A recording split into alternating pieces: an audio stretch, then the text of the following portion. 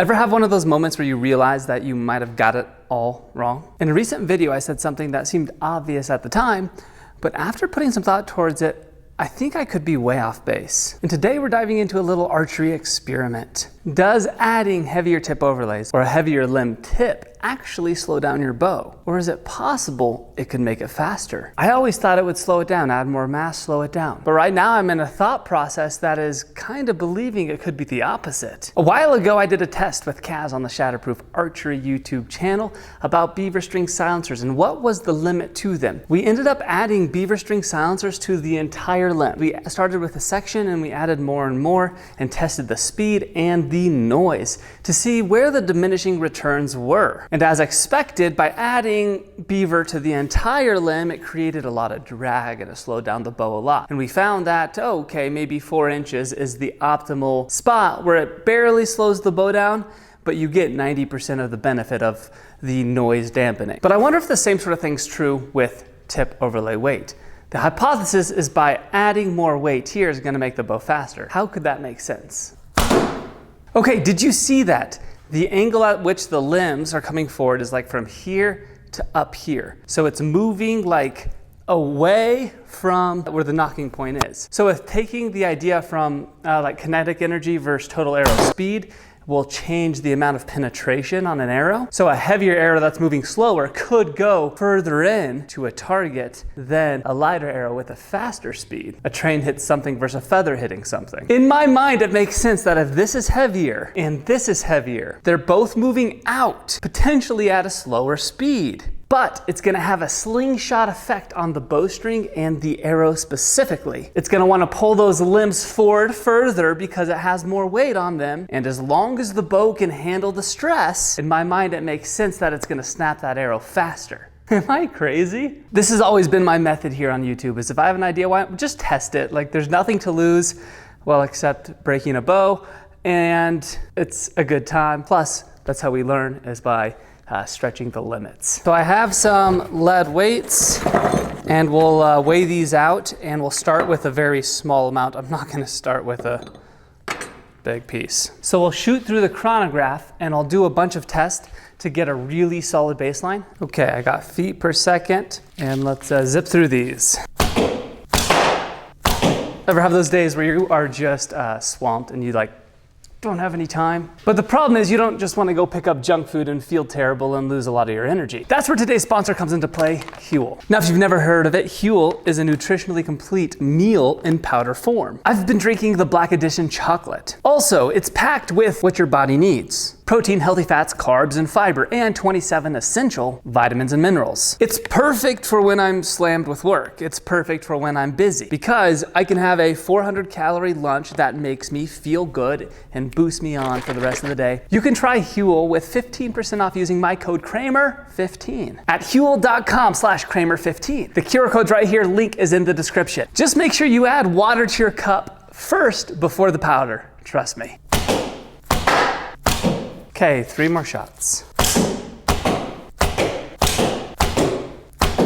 Okay, so that was 12 shots. We'll take off the 2 fastest and the 2 slowest, and then take the middle 8 shots and average those. This will hopefully help compensate for my inconsistency in form. So the question is, how much lead do we start with? This is dicey when you're actually thinking about taping lead to the tip of your bow. I say very little. I was setting up so that I could melt some of this down and then I could pour it out into exact form so that I'd get the exact weights I wanted.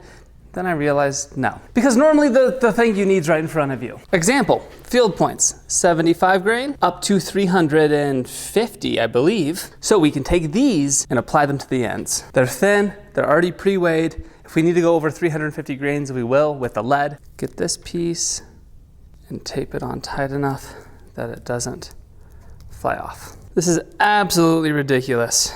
I've talked in the past about stiffening the limb tips without adding mass so that it's not slowed down. But if you think of Sias, that is a lot of extra weight. And those are some of the fastest bows. Could it maybe not be the design that's making it just fast, but also the weight distribution? It's actually probably really safe to shoot this. I'm not concerned about that at all. Just 75 grains. 75 grains may not be enough to make a difference. Who knows? Maybe it'll be just like 5 feet per second slower and we're like, debunked. Kramer, you're crazy. We'll see. These arrows are the exact same, and I'm standing at the same distance trying to make everything as consistent as possible. Uh-oh. Okay, it looks like I'm potentially debunked already. I'm not done there though. First, we need to add some more weight and test it on a longbow too, because that could have something to do with it. A little bit of weight made it a few feet per second slower. What will going from 75 grains to 200 grains do? Let's find out.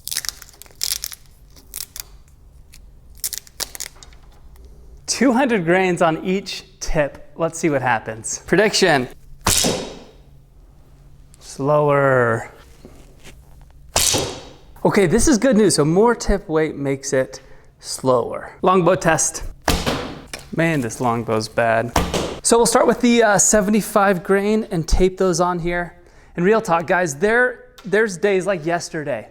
I had 5 videos I had to finish yesterday for this series, and I was here all day and just did not have time.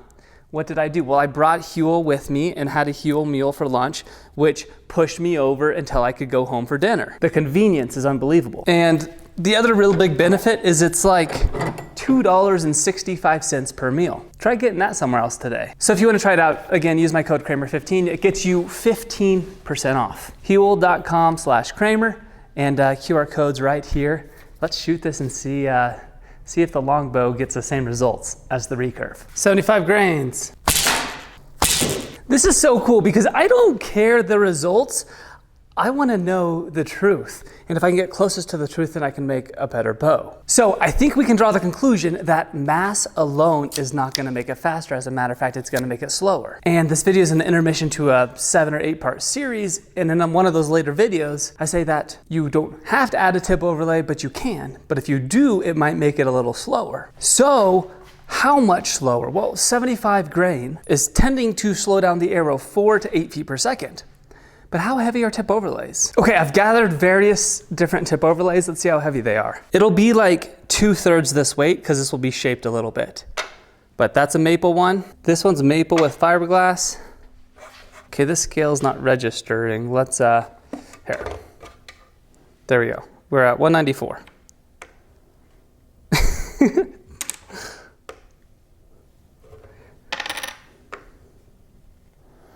Okay, this one's the heaviest and it's doing 6 grams.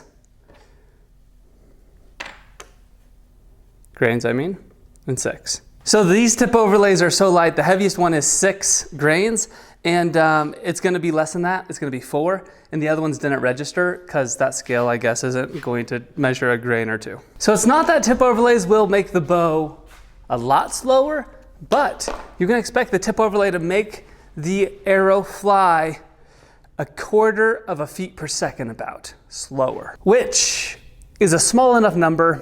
It's irrelevant. Unless there's 20 places on the bow, you can make it 1/4 of a foot per second faster and end up with 5 feet per second faster bow. You might find this interesting. This here is not a recurve, but it is the most efficient bow I've made when it comes to speed. And I did add a really, really small tip overlay, but it was unnecessary. You see, I added this piece of, I don't remember what it was at the time.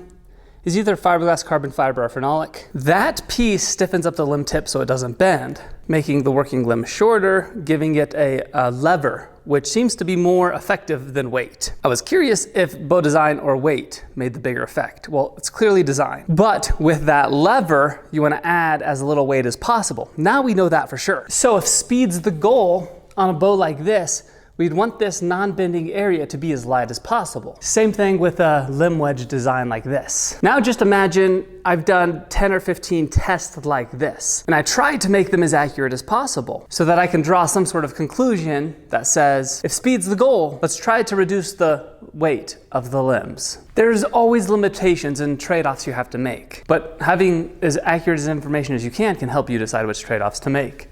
This is what? Oh yeah, the Bear Magnum. Wide limbs, and then take this test bow, which is 1 inch wide limbs. So basically, I don't know, 1 3/4 inch to 1 inch. The wider limb's gonna create more drag through the air. But what if the wider limb allowed you to go lighter on the material for the same draw weight? Does that wider limb with the same draw weight go faster than a thinner limb with the same draw weight? The thinner limb is going to need more thickness. The wider limb is going to need more width. The question is, does width or thickness add more mass to accomplish the same draw weight? The quick answer to that is on fiberglass bows, it tends to be width adds more strength to the bow with a lower incremental increase in mass compared to a thinner limb and making it deeper. But I can't say that conclusively. I've shot a ton of bows and made a ton of bows.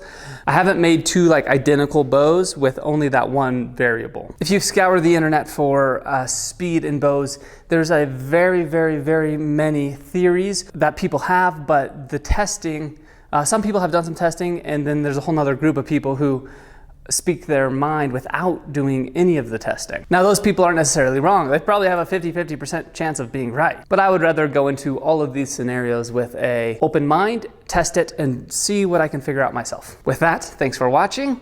Hope you learned something today. I know I did, and I can take this nugget and apply it to the future. Be happy today. I'll see you soon.